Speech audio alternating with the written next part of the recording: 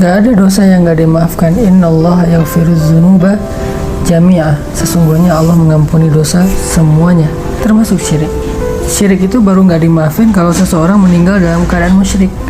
Tapi kalau dia belum meninggal dan bertaubat, mau syirik, mau meragukan Allah, mau dia durhaka ke Allah dengan menuduh Allah dengan tuduhan-tuduhan yang gak benar, semuanya asal dia bilang astagfirullahalazim, Rabbi zalamtu nafsi faghfirli, ya Allah saya sudah menzalimi diri saya sendiri, maafinlah saya, ampunilah dosa saya. Allah ghafurun rahim, Allah maha pengampun lagi maha penyayang. Pak, itu dalilnya bahwa Allah pasti maafin. Allah ghafurur rahim, maha pengampun lagi maha penyayang, gak ada yang gak dimaafin. Gimana pun masa lalunya, Ustaz saya di masa lalu itu jahat banget, bukan itu intinya. Mau taubat gak? Kalau mau taubat, cara taubat dengan Allah itu sederhana. Allah tuh gak ribet, cukup menyesali, bilang Allah maafin saya dengan bahasa kita boleh, dengan bahasa Arab Rabbi zalamtu nafsi faghfirli boleh, atau Rabbi firli wali walidayya boleh, apapun yang kita hafal Allah hapuskan. Segampang itu Ustaz, segampang itu. Terus kalau kita ulangin, itu masalahnya. Masalahnya itu bukan di Allah, masalahnya di kita. Kita benar nggak mau taubat? Kalau kita benar mau taubat, kita bikin dosa sekian puluh tahun, lalu kita mengatakan astagfirullah sekali aja, maka puluhan tahun dosa kita itu semuanya dihapus sama Allah. Masalahnya kita kadang-kadang mengatakan astagfirullah dengan hati yang belum mantap. Astagfirullah kita itu hanya gara-gara kita lagi ada masalah. Astagfirullah kita itu hanya sepintas aja, terus nggak dilanjutin dalam amal-amal soleh. Akhirnya taubat kita belum nasuha, belum sempurna. Kalau kayak gitu, Allah nunggu sampai taubat kita benar.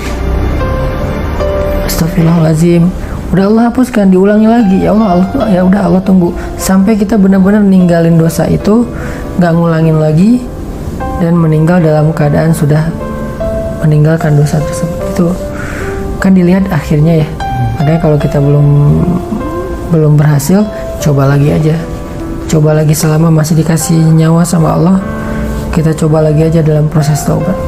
Ya, soalnya mungkin pas ya istilahnya iman lagi ngedrop, jadi datang lagi ragunya, jadi ya tadi ada pikiran itu selain taubat, kalau yang bab ragu itu dia juga perlu belajar mencas iman. Iman itu kalau nggak dicas, apalagi kita banyak banget ngedownload hal-hal yang nggak baik ya, yang makan kuota, makan baterai, makan pulsa iman. Jadi harus sering-sering dicas.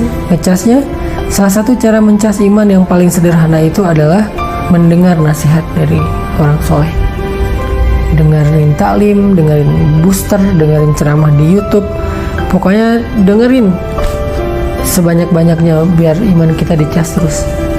Dengarkan itu dengan respect kepada ulama. Kalau kita mendengarkan nasihat tapi kita kayak sebel sama orangnya, susah. Kenapa sebel? Mungkin kita nggak suka aja sama image dia yang dibangun oleh media misalnya. Nah susah kalau kayak gitu. Tapi kalau kita mendengar dengan respect dan berhusnuzon bahwa dia itu orang soleh yang perlu kita dengarkan nasihatnya, itu akan kerasa. Pernah nggak dengar ceramah ke orang yang menurut Inong biasa aja, ceramahnya tuh bagus tapi kayak nggak berasa. yeah. Atau ceramahnya sederhana tapi karena kita respect sama orangnya jadi kayak berkualitas gitu kan. Penting menghargai orang lain itu penting. Sahabat mendengar nasihat dari Nabi itu langsung naik imannya. Kenapa? Mereka sangat menghargai Rasulullah, mereka sangat menghormati Rasulullah.